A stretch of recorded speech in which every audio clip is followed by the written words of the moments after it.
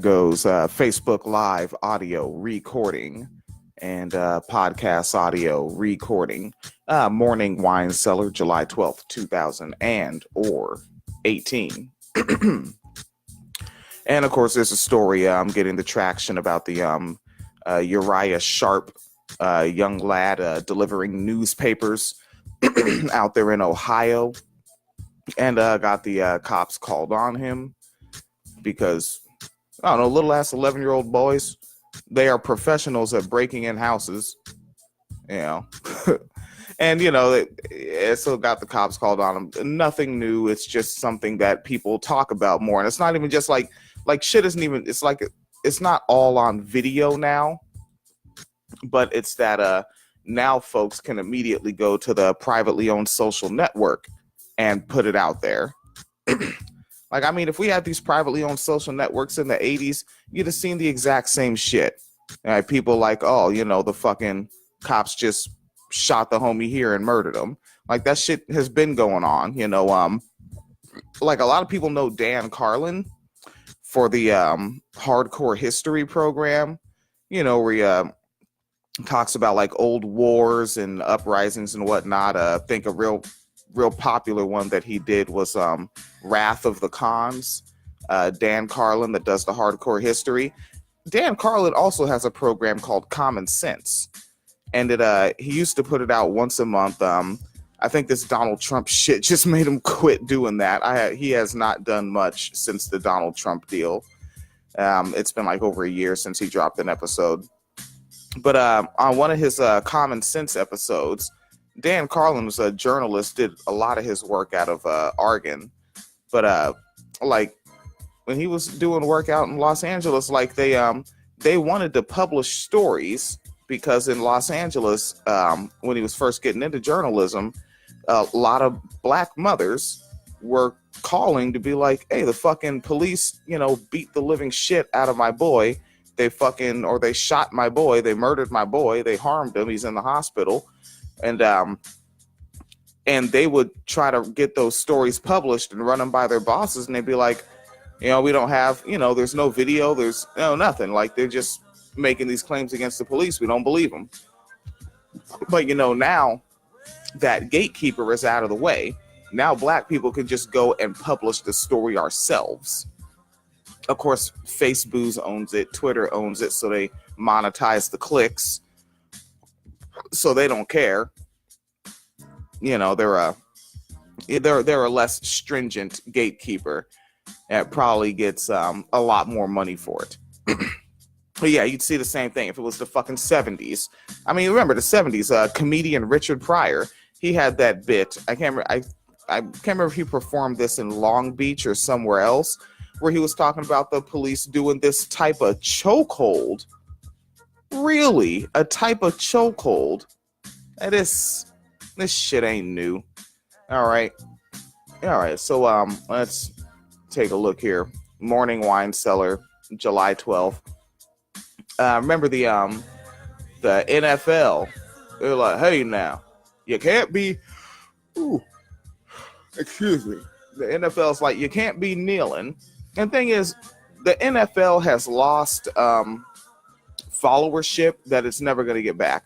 Right? There are black people and people of color. That's two separate groups. There are black people and people of color that are never going to tune in again. You've lost that advertising revenue, which is what that's ad rev, right? Because when you're watching the game, fucking Walmart and McDonald's run their commercials, and Home Depot and whoever the fuck else, Jackson Hewitt, run their commercials, and that's ad rev.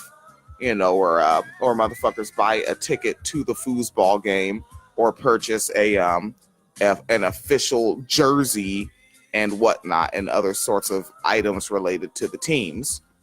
And you've lost some black people and people of color, two separate groups that are never going to buy that back. And there's white people that are never going to tune in again because they decided, oh, fuck it, they're going to kneel. I'm not tuning in. None of these headlines are bringing these people back. So I'd say, fuck it, you know, cut the loss if it even is that much of a goddamn loss, right? Pretty sure stadiums are still full. Stadium looks full in this picture on this website, the Bleacher Report, bleacherreport.com, which, man, how big of sports fans are they? The Bleacher Report. But this article on the Bleacher Report by Adam Wells says the Jets owner, I think that's the New York Jets, Christopher Johnson, says he will pay the players' anthem-related fines, right? Because you'll get fined now. And I mean, that's where you got to hit them, because these NFL niggas, they're getting paper stacks. They're getting paid quite well, so they have to try to hit them in the money. So the New York Jets co-owner, Christopher Johnson, will pay any fines players might be subjected to as part of the NFL's new national anthem policy. And think about how much more a person who's not even on the fucking field is getting paid than the players, that he's like, I cover that. It's a bar tab. It's a bar tab to this guy. It's Nathaniel. Now, it continues on. Per Newsdays, Bob Glauber, which is another news outlet and another journalist, Johnson addressed the situation. This is the verbatim quote. I do not like imposing any club-specific rules if anybody on the Jets takes a knee. That fine will be borne by the organization, by me, not the players. I never want to put restrictions on the speech of our players. Do I prefer that they stand? Of course, but I understand if they felt the need to protest. There are some big, complicated issues that we're all struggling with, and our players are on the front lines. I don't want to come down on them like a ton of bricks, and I won't. There will be no club fines or suspensions or any sort of repercussions if the team gets fined. That's just something I'll have to bear. End quote. All right.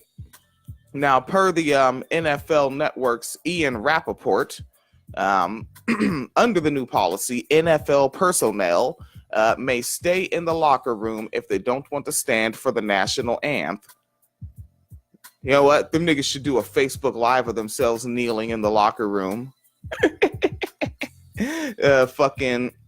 Teams could be subjected to fines if players or staff don't stand during the anthem while on the field. The policy, ain't that McMurrican freedom? It's like McMurrican so-called citizens. You're not a citizen of an America. You're an employee. It's a corporate state. Take your ass to work. All right. But so-called citizens of McMurrica practice fascism on each other. They don't even need that shit to be fucking corporate-owned, government-imposed. The people will do it to each other. You better stand because your knees being bent is bad. There will there will be no 45 or 90 degree. Hey, you better be straight up. 6 o'clock. For some reason, your legs need to be in that position while those lyrics are being recited by a vocalist. I swear to fuck. If you don't know all the words to the anthem, shut the fuck up. The anthem. It's a whack ass song too, and everybody's already looked up. It's a fucking racist song. That's known, but it's also whack. Play nothing but a G thing. All right, I'd rather hear fucking Paula Abdul, right? Play the fucking Opposites Attract. Play fucking Straight Up Now. Play another record. The fucking that song sucks ass. Shit is garbage. Play Careless Whisper. Play a decent fucking record. All right. The policy also states teams can develop their own rules regarding personnel who choose not to stand during the anthem, as long as it is in conjunction with the new league-wide policies. Now, according to Ian Rappaport, the NFL owners passed the new policy unanimously. However, the San Francisco 49ers owner, Jed York, said he abstained from the vote, per Sam Farmer of the Los Angeles Times. Cat is name another journalist. And And Johnson previously spoke out against the rule change forcing players to stand during the anthem. Quote, I can't speak on how other people run their teams, but I just think that trying to forcibly get the players to shut up is a fantastically bad idea. End quote. And Woody Johnson, Christopher's brother and co-owner of the Jets, is the United States ambassador to the United Kingdom for President McTrump. Okay, so there might be a firing coming up soon here. President McTrump has spoke out against the NFL player protests during the national anthem. He said owners should fire anyone who kneels during the anthem at a rally in Alabama last September. All right. Ooh, there's a comment section. 0 comments. God damn it. I love the comment section. There's always good things happening there. Always good stuff. All right. Let's and let's dance it on over here. All right, so this one will have to be followed up upon maybe an evening wine cellar, maybe in morning wine cellar. We'll just see when the updates kick in. And this is coming up off NPR, all right, article put up by James Dubeck. And a National Park Service has approved an initial request for organizers to hold a second Unite the Right rally. All right. Remember,